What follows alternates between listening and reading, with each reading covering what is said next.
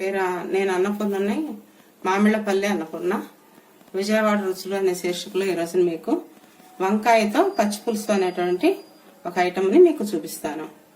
దీంట్లో కావాల్సిన పదార్థాలు: ముందుగా నానబెట్టుకున్న చింతపండు, తర్వాత దాంట్లోకి కాల్చుకోవాల్సిన వంకాయలు, దాంట్లో వేసే ఉల్లిపాయలు, దీంట్లో బెండకాయ ముక్కలు కూడా కొద్దిగా వేస్తే రుచిగా ఉంటాయి, అందుకని ఒక 2 బెండకాయలు కూడా ముక్కలు చేసి పెట్టాను.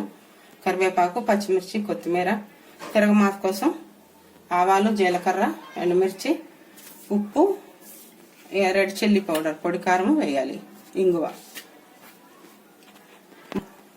ముందుగా మనం వంకాయల్ని కాల్చుకొని పైన పొట్టు తీసిన తర్వాత మీకు మళ్ళీ చూపిస్తాను. అక్కర్లేదు.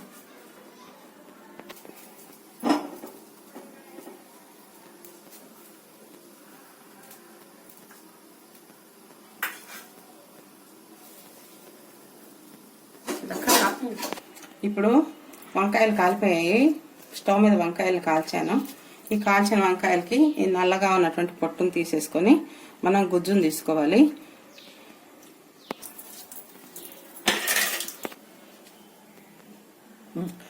ఇప్పుడు వంకాయలని కాల్చి పైన పొట్టంతా నల్లగా కాలిపోయిన పొట్టంతా తీసేసి లోపల ఉన్నటువంటి గుజ్జును మాత్రం తీసుకున్నాను.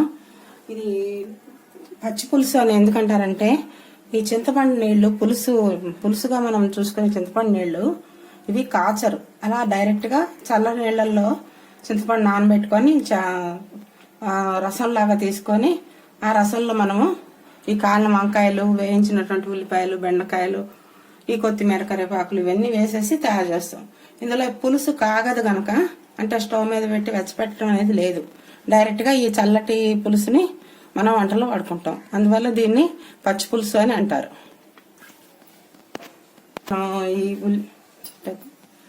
ఈ ఉల్లిపాయ ముక్కలు, బెండకాయ ముక్కలు వేయించుకొని అవి కూడా ఇందులో కలుపుకొని ఈ పులుసుని దానికి యాడ్ చేద్దాము.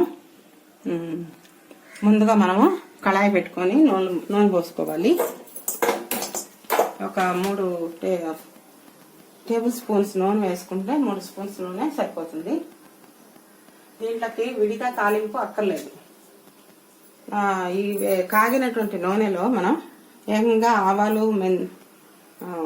ఆవాలు, జీలకర్ర, మిరపకాయలు వేసేసుకొని దాంట్లో ఇప్పుడు ఈ ఉల్లిపాయ ముక్కలు, దొండకాయ ముక్కలు కూడా కలిపి మూత పెట్టి వేయించుకుంటే సరిపోతుంది. సపరేట్ గా వేరే తాలింపు వేసుకోక్కర్లేదు. ఇదిగో ముందుగా చూడండి, ఆవాలు వేస్తున్నాను.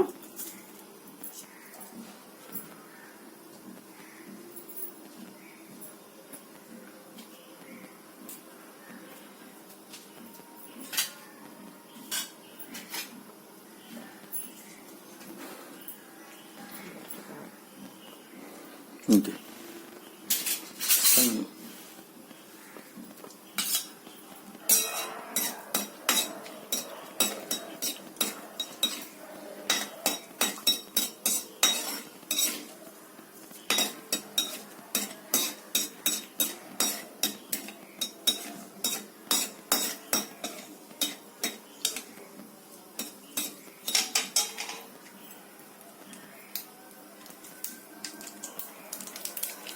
ఆవాలు చిటపట్లాడాయి.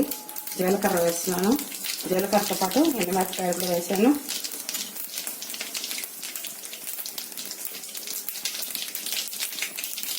ఇంగువ,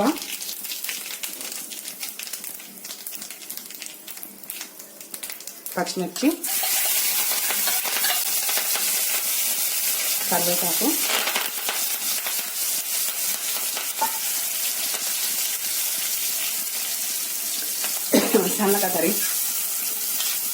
సన్నగా తరిగిన ఉల్లిపాయ ముక్కలు,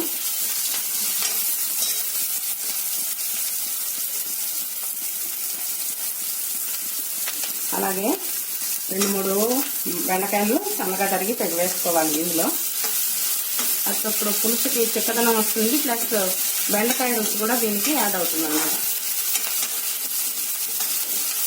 ఇలా వేయించుకొని మనం 1 నిమిషం మూత పెట్టుకున్నాం. ఉల్లిపాయలు అన్ని మగ్గుతాయి. మిర్చి కలిపే చెప్పేస్తాం. ఇదిగోండి, ఇప్పుడు దీంట్లో వంకాయలు కాల్చి పొట్టు తీసినటువంటి గుజ్జులో పులుసుకి సరిపడాగా మనం ఉప్పు వేసుకోవాలి. అలాగే కొంచెంగా పచ్చిమిర్చి వేసినప్పటికీ కొంచెంగా రెడ్ చిల్లీ పౌడర్ వేసుకోవాలి. దీంట్లోకి కొత్తిమీర. ఇప్పుడు మనము ఈ వేయించినటువంటి ఉల్లిపాయ బెండకాయ ముక్కలు తాలింపు అన్ని కలిపి ఈ గుజ్జులో యాడ్ చేద్దాం.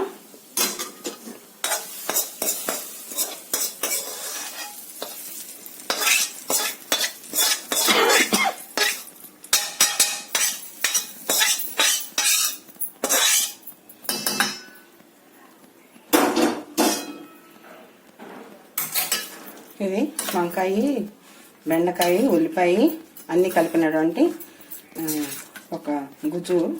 దీంట్లోకి మనం తినేవాళ్ళు ఇష్టమైన వాళ్ళు పులుసు పుల్లగా ఉంటుంది కనుక దాంట్లోకి కొంచెం స్వీట్ యాడ్ చేస్తే బాగుంటుందని నచ్చేవాళ్ళు దాంట్లో బెల్లం కూడా వేసుకోవచ్చు. తర్వాత అంతా అయిపోయింది కనుక దీంట్లో మనం చింతపండు రసం యాడ్ చేసుకుందాం. ఒక పావు లీటరు నీళ్ళు తీసుకొని ఒక నిమ్మకాయ అంత చింతపండు నానబెట్టుకొని రసం తీసుకుంటే ఈ 3 వంకాయలు అంటే పావు కిలో వంకాయలు. ఈ వంకాయల్లోకి ఈ పులుపు సరిపోతుంది. చూసారా, వంకాయ ఉల్లిపాయ బెండకాయతో చేసిన పచ్చిపులుసు రెడీ అయిపోయింది. అన్నీ మనం కావాల్సినవన్నీ వేసేసుకున్నాము. ఇప్పుడు పైకి మళ్ళీ కావాలంటే కొంచెం కొత్తిమీరని కూడా మళ్ళీ వేసుకోవచ్చు. కొత్తిమీర ఎంత వేసుకున్నా అది బాగలేదు అని వెగటుగా అనిపించదు. ఆ పదార్థంలో అది ఇమిడిపోతుంది. అందుకని మరొకసారి కొంచెం కొత్తిమీర వేసుకున్నాను. ఇప్పుడు దీంట్లోకి కాంబినేషన్ గా నేను సగ్గుబియ్యం వడియాలు చూపిస్తాను. ఇదిగోండి తయారైన పచ్చిపులుసు మనకి టిఫిన్స్ లో కూడా బాగా ఉంటుంది. దోశ, ఇడ్లీ, ఉప్మా, చపాతి వీటిలోకి తీసుకోవచ్చు. లేదంటే అన్నంతో కలిపి తీసుకోవచ్చు. రైస్ తో తినచ్చు. రైస్ తో తినేటప్పుడు మీకు దాని పక్కనే ఈ సగ్గుబియ్యం వడియాలు వేయించుకొని దాంతో పాటు నంచుకొని తింటుంటే చాలా బాగుంటుంది. దీనికి ఇదే మంచి కాంబినేషన్ అన్నమాట. అందుకని నీకు వడియాలు కూడా వేయించి చూపిస్తున్నాను.